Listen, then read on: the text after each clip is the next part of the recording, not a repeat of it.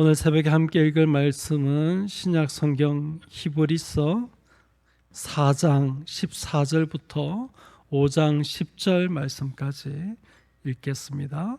신약 성경 356페이지입니다.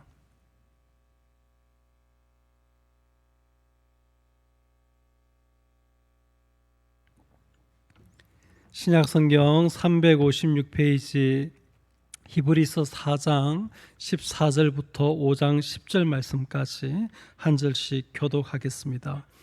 그러므로 우리에게 큰 대제사장이 계시니 성천하신 이 곧 하나님의 아들 예수시라. 우리가 믿는 도리를 굳게 잡을지어다.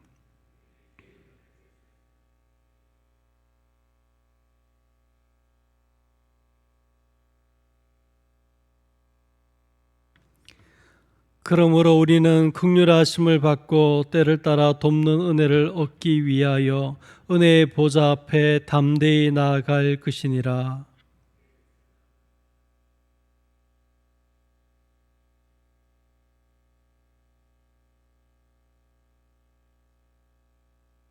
그가 무식하고 미혹된 자를 능히 용납할 수 있는 것은 자기도 연약함에 휩싸여 있음이라.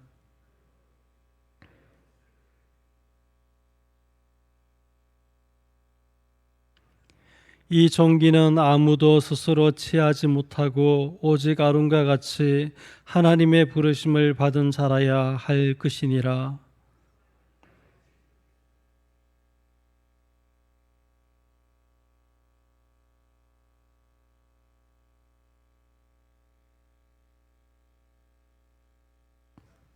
또한 이와 같이 다른 데서 말씀하시되 내가 영원히 멜기세덱의 반차를 따르는 제사장이라 하셨으니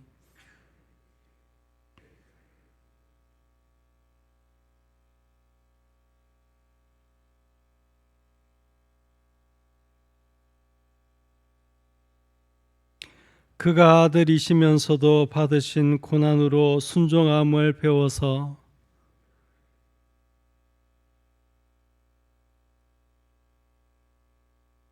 같이 하겠습니다. 하나님께 멜기세덱의 반차를 따른 대제사장이라 칭하심을 받으셨느니라. 아멘. 우리가 히브리서 말씀을 읽어가고 있는데요.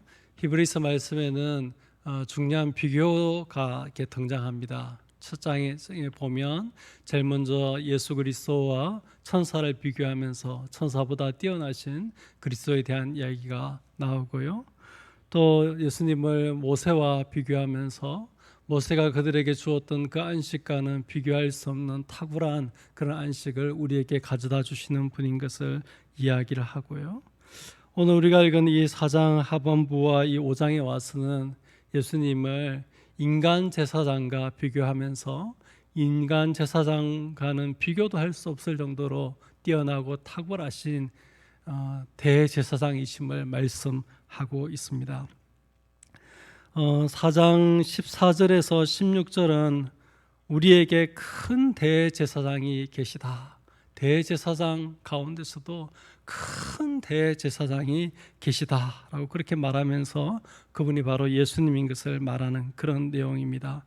대제사장인 예수님의 탁월성에 대해서 이야기하기를 그분은 성천하시니 곧 하나님의 아들이시고 우리의 연약함을 동정하지 못할 뿐이 아니라 모든 일에 우리와 똑같이 시험을 받으셔서 우리의 연약함을 동정하실 수 있는 그런 분이시고 그렇지만 그는 죄는 하나도 없는 그런 분이시다라고 말씀하시면서 이런 탁월하신 예수님께서 우리의 대제사장 되셨기 때문에 우리가 믿는 이 믿음은 너무나도 분명하고 너무나도 큰 확신을 가질 수 있다라고 말하면서 우리가 믿는 도리를 굳게 잡아라 그렇게 권면하고 우리의 모든 연약함을 동정하실 수 있는 이 큰 대제사장이신 예수님 그분의 은혜의 보좌 앞에 담대히 나아가라 그렇게 이야기를 하고 있습니다. 두 번째 부분은 15절에서 10절로 예수님께서 큰 대제사장이 되시는 합당한 근거가 무엇인지를 밝히고 있습니다.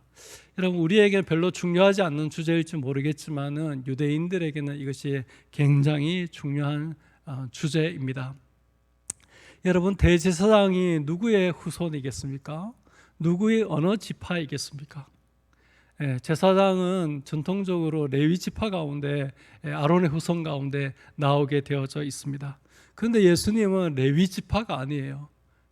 우리가 잘 아는 것처럼 유다 지파이시고 다윗의 후손으로 오신 분이십니다. 그래서 예수님이 다윗의 후손으로 오신 메시아다 라고 말하는 것은 너무너무 잘 이해가 되어질 수 있습니다.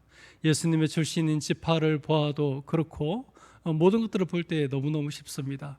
그런데 예수님께서 레위 지파도 아니고 아론의 후손도 아닌데 대제사장이다라는 것은 유대인들에게는 굉장히 받아들이기 어려운 그런 부분입니다.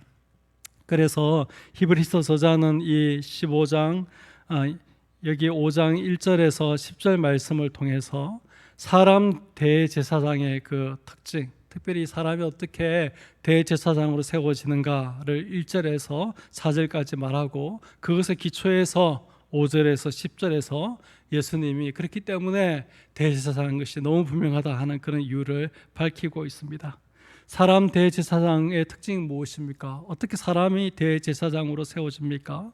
그것은 사람 가운데 택함을 받은 사람이 되어진다. 사람 가운데 택하여서 대제사장으로 섬기도록 그렇게 해서 백성들을 대신하여 하나님 앞에 예배를 올려드리고 속지 않은 제사를 드리는 것이 바로 대제사장이다. 그렇게 말하면서 이 대제사장이 무식하고 미혹되어진 자를 능히 용납할 수 있는 것은 그 자신의 연약함에 있다. 그가 연약하기 때문에 무식하고 미혹된 자를 능히 용납할 수 있다. 그렇게 말하면서 또한 자신 안에 있는 이 연약함 때문에 자기 자신을 위한 속죄제도 드리는 것이 필요하다. 그렇게 이야기하면서 결론적으로 사람이 어떻게 대제사장이 되는지에 대해서 이렇게 이야기합니다. 아무도 스스로 이 종기를 취하지 못하고 오직 아론과 같이 하나님의 부르심을 받은 자라야지 대제사장이 될 수 있다는 것이죠.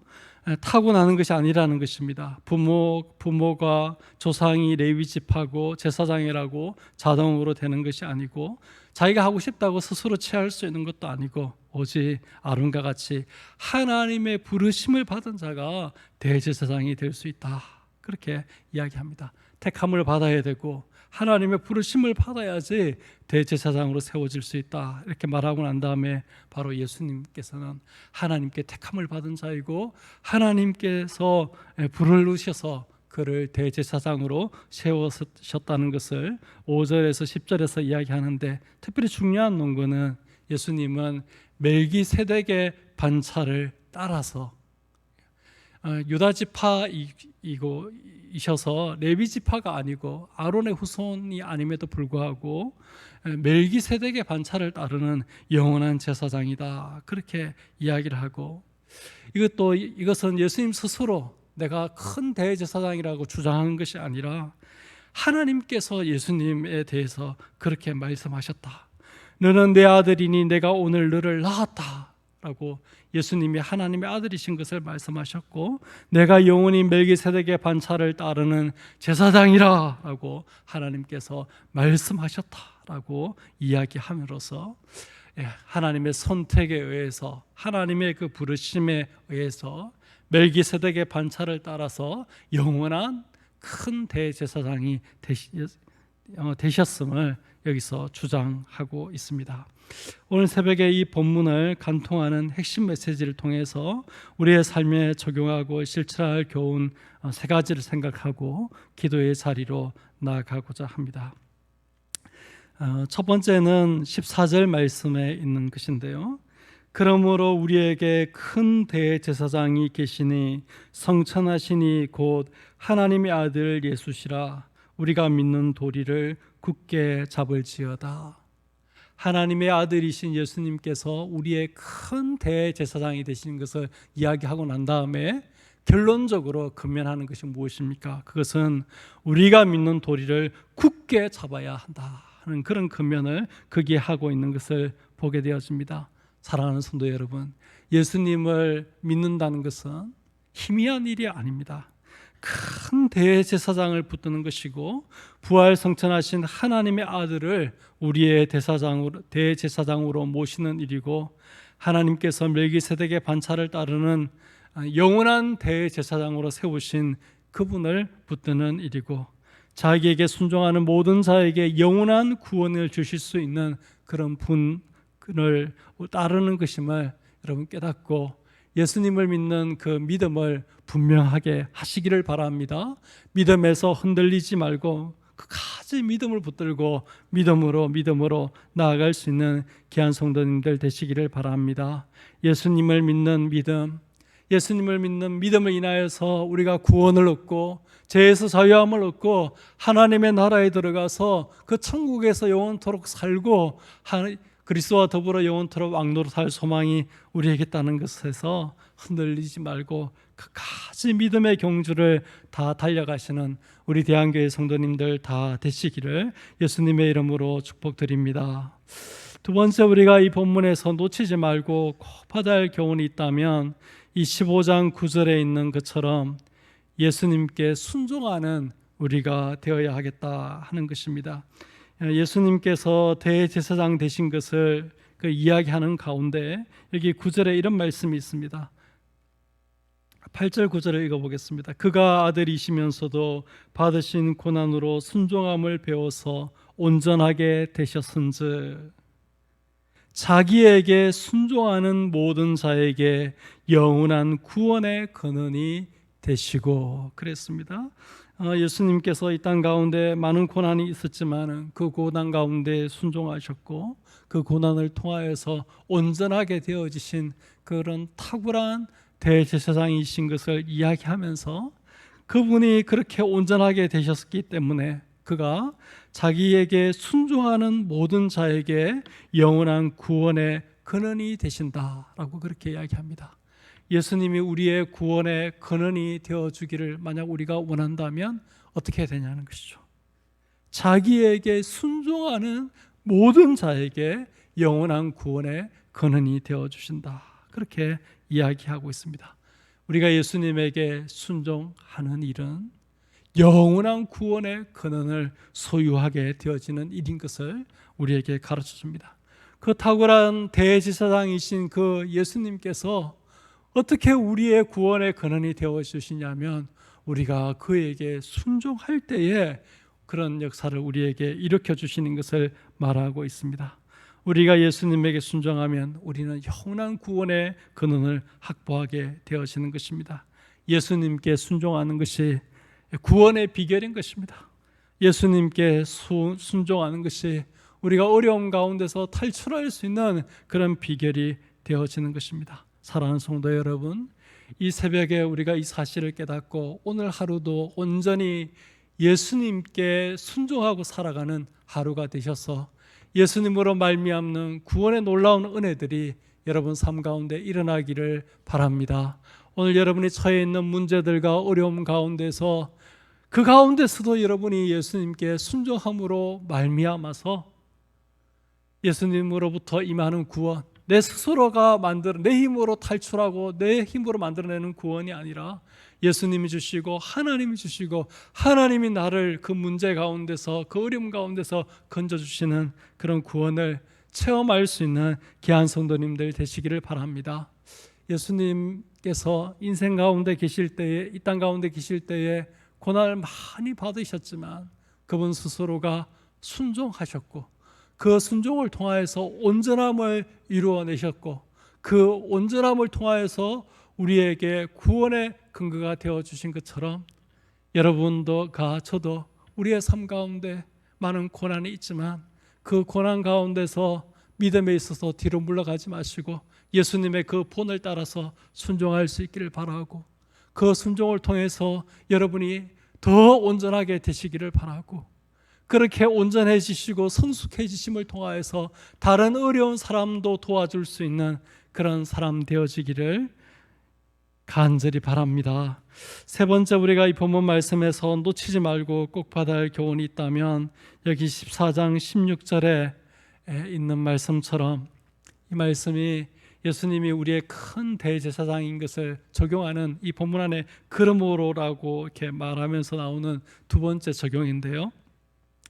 하나님의 긍휼하심을 받고 때를 따라 돕는 은혜를 얻기 위하여 은혜의 보좌 앞에 담대히 나아가는 우리 모든 성도님들이 되셔야 하겠습니다.